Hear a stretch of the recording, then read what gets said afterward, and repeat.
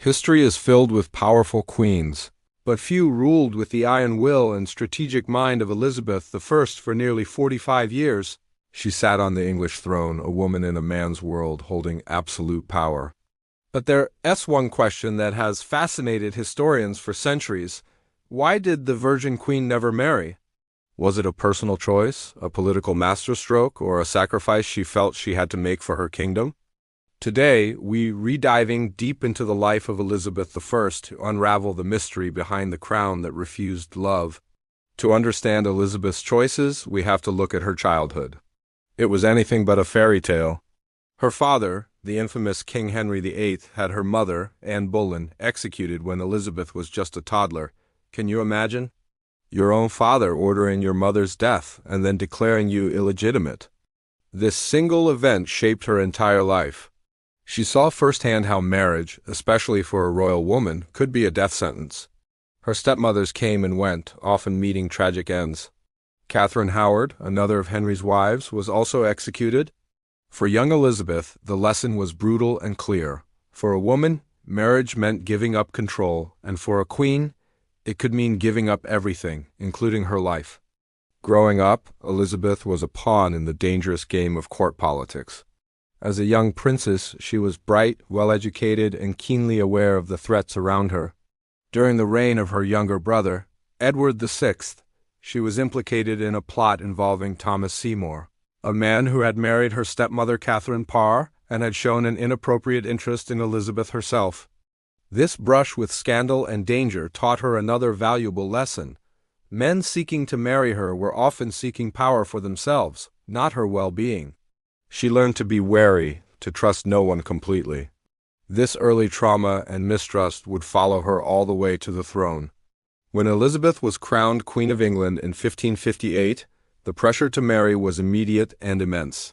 Her council, parliament, and the entire country expected her to find a husband. To them, a female ruler was an anomaly, a weakness. They believed she needed a king to guide her, to strengthen her rule, and most importantly, to produce an heir to secure the Tudor dynasty. The list of suitors was long and impressive, featuring kings, princes, and dukes from all over Europe. Each proposal was a political landmine. Marrying a foreigner like Philip II of Spain could drag England into foreign wars and subject it to foreign influence. Marrying an Englishman like her childhood friend Robert Dudley could ignite jealousy and factionalism among the nobility, potentially leading to civil war. So, what did Elizabeth do? She played the game better than anyone. For decades, she used the prospect of her marriage as a powerful diplomatic tool. She would hint at accepting a proposal from a French prince to keep France friendly, then turn her attention to a Spanish suitor to keep Spain at bay. She was a master of delay and ambiguity. She kept her potential husbands and their countries dangling on a string, all competing for her favor. This diplomatic dance kept England safe from foreign domination and allowed her to maintain a delicate balance of power in Europe. It was a high-stakes game of chess, and Elizabeth was the grandmaster. She wasn't just avoiding marriage, she was weaponizing it. One of the most persistent and talked-about suitors was Robert Dudley, the Earl of Leicester. They had known each other since childhood, and their connection was undeniably deep. He was handsome, charming, and clearly she was in love with him. He was the one man who could perhaps have tempted her to give up her single status. But even this potential match was fraught with peril. Dudley was already married when Elizabeth became queen, and his wife later died under mysterious circumstances, falling down a flight of stairs. The scandal was enormous. If Elizabeth had married him, whispers of conspiracy and murder would have tainted her reign forever. It would have looked like she had conspired with her lover to get rid of his wife. The risk was simply too great. She made him a key member of her court and kept him close, but the line was drawn. She would not marry him. This was perhaps her greatest personal sacrifice. As the years went by, Elizabeth began to craft a new image for herself. If she couldn't be a wife and a mother in the traditional sense, she would become something more. She cultivated the persona of the Virgin Queen, a ruler married not to a man but to her kingdom and her people. In her famous speech to the troops at Tilbury facing the threat of the Spanish Armada, she declared, "I have the body of a weak, and feeble woman, but I have the heart and stomach of a king and of a king of England too. She turned her unmarried status from a perceived weakness into her greatest strength. She was not beholden to any foreign power or any ambitious husband. Her loyalty was to England and England alone. Her people became her children, and she was their devoted mother. This powerful imagery resonated with her subjects. They celebrated her as Gloriana, a mythical, almost divine figure who had brought peace and prosperity to the realm. Her long reign became known as the Golden Age, a time of cultural flourishing with figures like Shakespeare and Marlowe, and a time of naval expansion and exploration.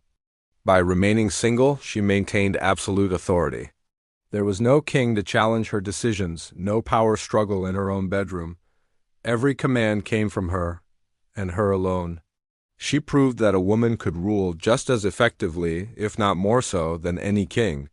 She had seen what marriage did to her mother and her sister, Bloody Mary, whose marriage to Philip II of Spain was deeply unpopular and disastrous for England. Elizabeth learned from their mistakes.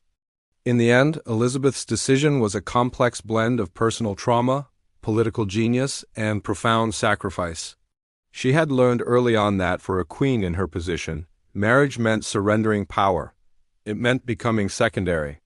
And Elizabeth was born to be second to no one. She chose loneliness at the top to remain unbroken, to keep her crown and her country safe.